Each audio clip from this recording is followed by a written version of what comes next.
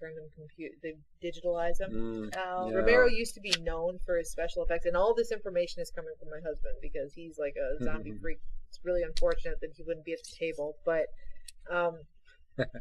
he's actually explained to me that used to be Romero and stuff. I mean, everything was done with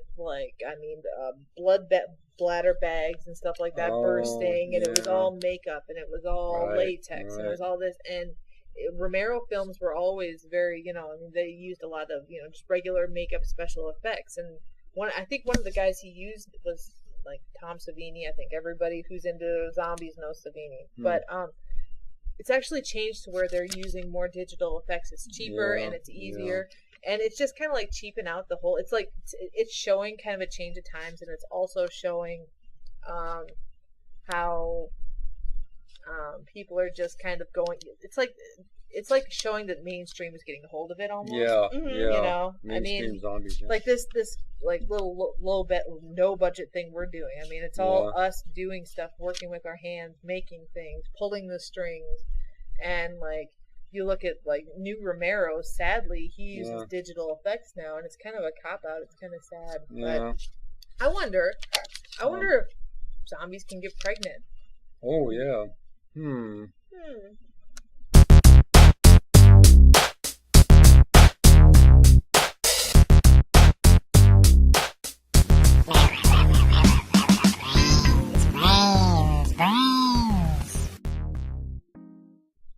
Sometimes they add new twists or new dimensions to the whole zombie idea. Like, if anyone's ever seen Survival of the Dead, they bring in the question. Usually, we're just, you're being chased by a zombie, you just kill it.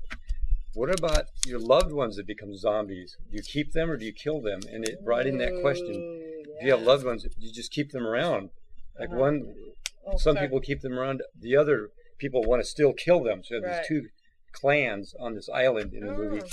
But I think it's an interesting concept, I think. Well, and I think that's just the progression of movies in general is that they've kind of what people are looking for in a movie now, whether it be a zombie movie or whether it be any type of movie, is they're looking for that deeper message. A lot of things are like horror movies are adding that concept of like some kind of ethical message or some kind of deeper, and I think that's where something those meaningful come into the question, because that actually gets to the core of who we are as human beings. And it takes it to a deeper level than a zombie movie, which is and I mean that's a good question of whether or not that's a true zombie movie, because when you look at the older movies, it was just about the zombies and about the effect, like you're right, like the effects and the fact that this guy did, most of these effects. But well, there was though, and not to cut you off, Dawn, okay. but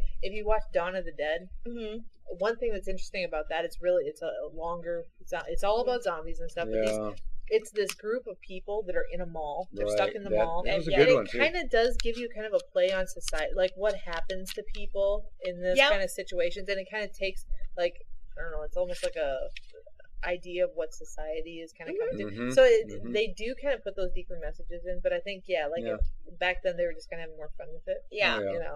But sorry. No, because I've seen the new Dawn of the Dead and stuff like that. And it's like, I think there actually is a point. Doesn't one of the people in there actually get pregnant? Oh, she is pregnant when it happens. Right. When it happens or something. I knew there was. And then she was already pregnant. Then she gets bit and stuff like that. So they're actually taking into that, these deeper ethical questions and giving people. She gave birth, didn't she? She gave birth to the zombie baby. Zombie baby. I think so, yeah. Okay. Anyway. So I mean, and I think that's that's also with using the digital and using this and stuff, but with just horror movies in general, they want that deeper. And I don't know if it's good or not, because I think that people see horror movies for a specific reason, because you want to just be grossed out and see violence and be frightened or scared. Or be frightened and scared. I mean, if you're going for a psychological thriller, that's a little different, but I don't want to question the ethics of society. Right, yeah. And do political debates through zombie movies. Zombie or, different horror movies. Zombie and education. Of course, then, I mean, like, there's, like, one thing I think that's happened is, like, in the comic book industry, I know we're talking about movies, but just really quick, it seems like there's been a lot, almost like an explosion. I think the whole zombie culture is coming back. It's like this explosion lately. And one of the things I think it's starting to, and this isn't my expertise. This is another one of my husband's things. But I just, by seeing all the stuff that he has, I kind of, there's a lot of comic books coming out with Walking Dead, and they're with zombies. One of them is like The Walking Dead, and they're really actually trying to build a story around this and actually get into people's life. It's like there's a zombie apocalypse, yay! And then, but they're actually trying to do stories too, which maybe might be kind of going back to your point. Yeah. But I think we should break for a second and have a word from our sponsor. Okie-dokie. Alrighty then. We shall be back. Way back. Are you lonely, desperately waiting for Mr. Right, hoping that perfect woman will just walk into your life and change it all for the better? Ever heard of speed dating? Come join hundreds of other singles for a night of excitement where you can possibly meet hundreds of eligible bachelors and bachelorettes in a single night. Once the clock starts ticking, there's no end to what you can learn about one another.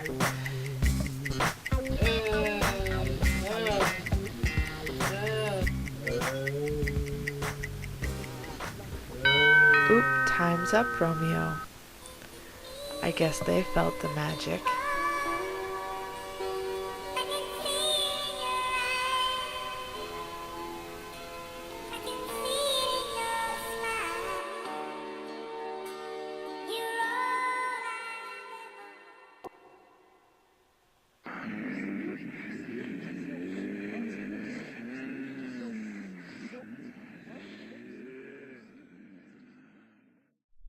And we're back. Yeah. We're back.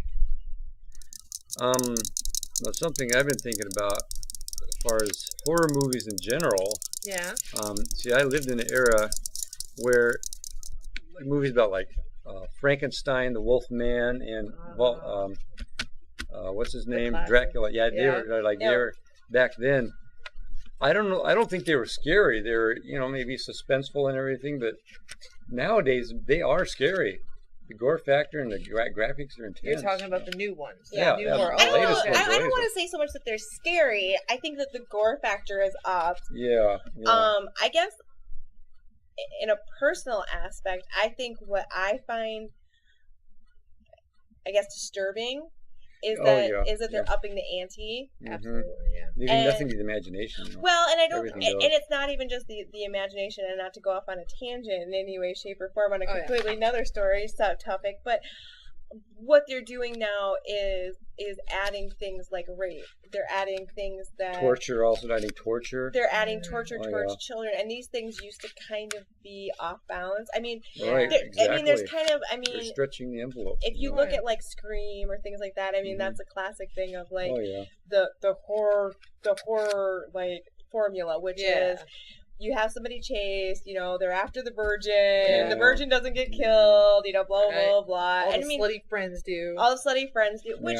that's kind of the horror thing. Yeah. But to actually continuously up the ante where like in Saw, I think they're really going, aren't they? I only saw the first one. Yeah.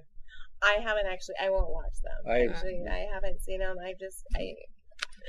But that's a new development in the horror films, I think, the whole torture thing. And I think with the Saw movies, and not that I'm defending the Saw movies, because I've actually been told by a lot of people that I need to see them.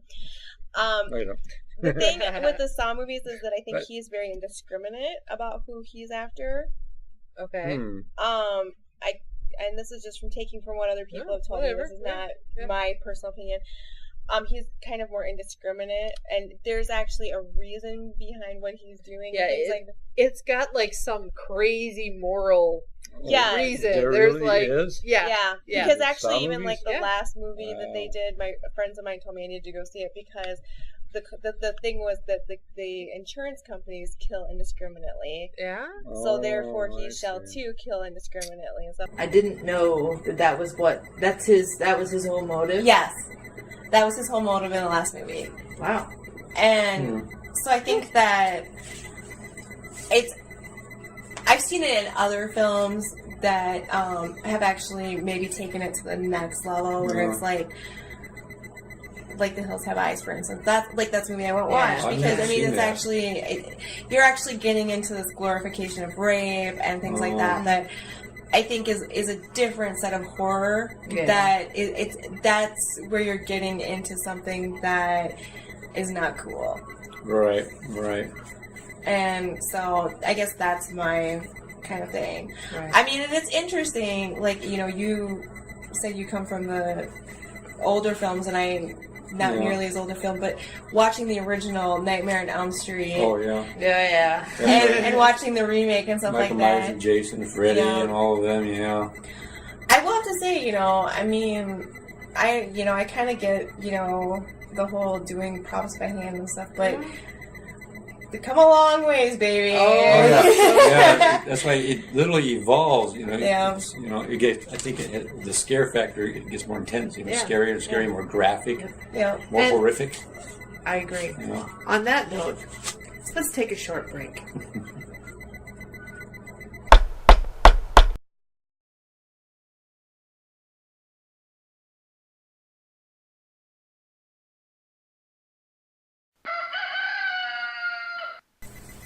Well, I feel refreshed.